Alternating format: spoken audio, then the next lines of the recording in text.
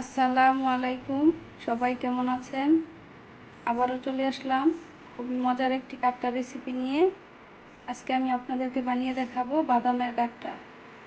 এই জন্য এখানে আমি 1 বাটি বাদাম নিয়েছি, সমপরিমাণ আমি চিনিও নিয়েছি। আপনারাও যে পরিমাণ বাদাম নেবেন ওই পরিমাণ চিনিটা নেবেন। এখানে আমি ভাজা বাদামটা নিয়েছি। বলুন দেখি কাটটা কীভাবে বানাতে হয়। আমি এই পাত্রে বাদামের কাটটা ঢালবো। এই জন্য আমি সামান্য পরিমাণ তেল এখানে ব্রাশ করে দিচ্ছি, যাতে বাদামের কাঠি ঠান্ডা হলে ওটাতে কোনো সমস্যা না হয়। এইভাবে এটাতে ঢালবেন, এবার কিছুটা তেল ব্রাশ করবেন।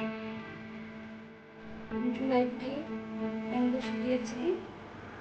আমি এখানে চিনিটা রেখে দেব। আমি এখানে কোনো পানি করব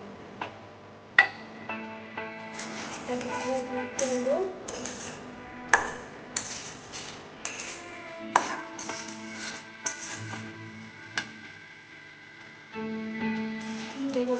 মাখতে হবে। আমি কোনো পানি ইউজ করিনি, দেখলে যাবে আস্তে আস্তে।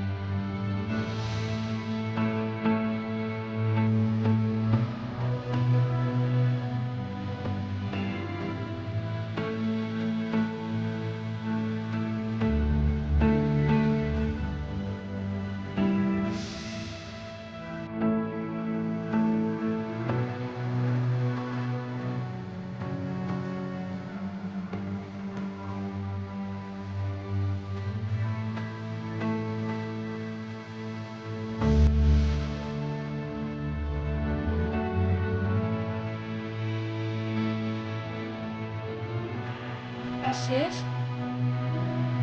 কেটে দিচ্ছি। আমাদের কাটা শেষ।